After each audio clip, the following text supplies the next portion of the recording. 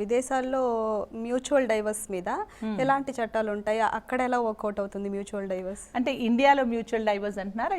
విదేశాల్లో ఏ దేశంలో అయినా కానీ భారతదేశంలో పెళ్లి చేసుకొనివ్వండి, భారత చట్ట ప్రకారం పెళ్లి చేసుకొని వేరే దేశాలకు పోయి మ్యూచువల్ డైవర్స్ తీసుకున్నట్టు అవుతే ఆ మ్యూచువల్ డైవర్స్ ఇద్దరు అంగీకారంతో అవుతుంది. కాబట్టి అంటే మన చట్టం ఏం చెప్తుందంటే మన దగ్గర ఏ రకంగానైతే ఏ గ్రౌండ్స్ మీద అయితే మనం డైవర్స్ తీసుకోవచ్చో ఆ గ్రౌండ్స్ కాకుండా వేరే దేశాలలో వేరే గ్రౌండ్స్ కింద కనుక డైవర్స్ తీసుకున్నట్టు అయితే అది ఇక్కడ చెల్లదు.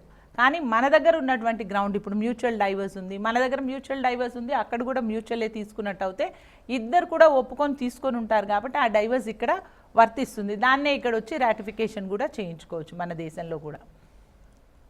ఓకే మేడం, ఇప్పుడు ఫస్టే మనం మాట్లాడుకోవాలి యాక్చువల్గా ఈ పాస్పోర్ట్, వీసా, ఇమిగ్రేషను, ఈ ఎంప్లాయ్మెంట్ డీటెయిల్స్ అవన్నీ కూడా మనం ఎలా సేకరించాలంటారు? జెన్యున్గా అయితే అవతల వ్యక్తి ఎవరైతే వివాహం చేసుకోవాలనుకుంటున్నాడో వాళ్ళు చెప్పాలి. వాళ్ళ బయోడేటా కానివ్వండి, వాళ్ళ ప్రొఫైల్ అంతా కూడా చెప్పాల్సిన అవసరం ఉంటుంది.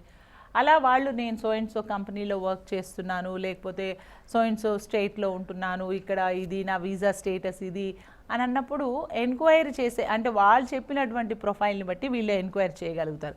ఒకవేళ ప్రొఫైలే ఫేక్ ఉందనుకోండి అప్పుడు కొంచెం ఎంక్వైరీ చేయడంలో ఇబ్బందులు ఉంటాయి.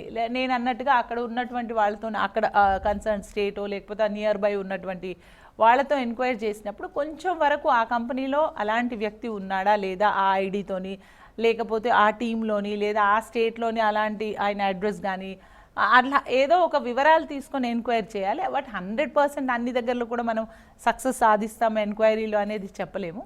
బట్ ఒక బిలీఫ్తోనే అడిగేయాల్సి వస్తుంది మ్యారేజెస్ అంటే. అవతల వ్యక్తి చెప్పింది 100% రైట్ అనేది ఎక్కడ చెప్పలేము.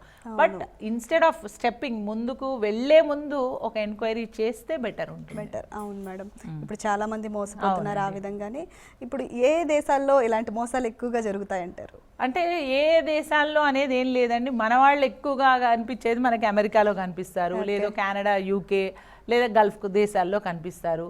మనం గల్ఫ్ దేశాలకు చూసుకుంటే మ్యాక్సిమం ఎక్కువ శాతం ముస్లిమ్సే కనిపిస్తూ ఉంటారు. అంటే వేరే మతస్థులు లేరు అని కాదు, ఎక్కువ శాతం మనం ముస్లిమ్స్ని చూస్తూ ఉంటాం. ముస్లిం చట్ట ప్రకారం 4 వరకు కూడా వాళ్ళు భార్యలు చేసుకోవచ్చు.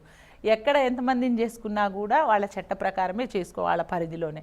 కానీ వాళ్ళు వాళ్ళ పరిధిలో చేసుకున్నా లేకపోతే వేరే దేశంలో ఉండి వివాహం చేసుకున్నా కూడా భార్యని కష్టపెట్టకూడదు, హింసించకూడదు అనేది ఏ చట్టమైనా చెప్తుంది. ఏ దేశంలో చట్టమైనా కూడా వయలెన్స్ అనేది చేయకూడదు అనేది ఏ దేశ చట్టమైనా చెప్తుంది.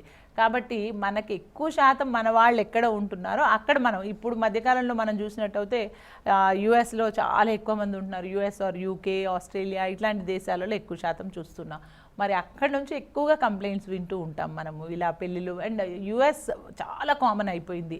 ఇక్కడ నుంచి వెళ్ళి అక్కడ పెళ్లి చేసుకోవడము, అక్కడ ఎక్స్ట్రా మ్యారిటల్ రిలేషన్షిప్ పెట్టుకోవడము, లేకపోతే వీళ్ళని సరిగ్గా చూసుకోకపోవడము. ఇక్కడ ఇండియాలో వాళ్ళ పేరెంట్స్ లేదా అమ్మాయి ఇక్కడ ఉంది, అతని పిల్లల్ని భార్యని తీసుకోకపోవడము, ఏమన్నా అంటే వీసా ప్రాబ్లం ఉంది తీసుకువెళ్ళలేను అలా అంటే అమ్మాయిలను చేసుకుంటారు, వాళ్ళని ఇక్కడే పెట్టేస్తారు. వాళ్ళు అక్కడ they will have one more wife, లేకపోతే వాళ్ళు they will enjoy their life. అలాంటి కేసులు కూడా చాలా ఎక్కువ చూస్తుంటారు. పెళ్లి చేసుకొని తీసుకోకుండా వాళ్ళతో పాటు తీసుకువెళ్లకుండా లేదా తర్వాత అయినా కూడా వీసాలు పంపించి వాళ్ళ దగ్గరకు పిలిపించుకోకుండా ఉండడం అనేది కూడా క్రుయాలిటీ కిందకే వస్తుంది. అంటే ఒక భార్యగా తను పొందాల్సినటువంటి హక్కులు ఏవి కూడా వాళ్ళు ఇవ్వకుండా వాళ్ళు ఇక్కడే పెట్టేసి మళ్ళీ ఇక్కడ హెరాస్ చేయడము, లేకపోతే ఇక్కడ మళ్ళీ డిమాండ్ చేయడము, ఇలాంటివన్నీ కూడా ఉంటాయి. ఇలాంటివన్నీ కూడా క్రుయాలిటీ గ్రౌండ్ కిందకే మనం తీసుకోవచ్చు.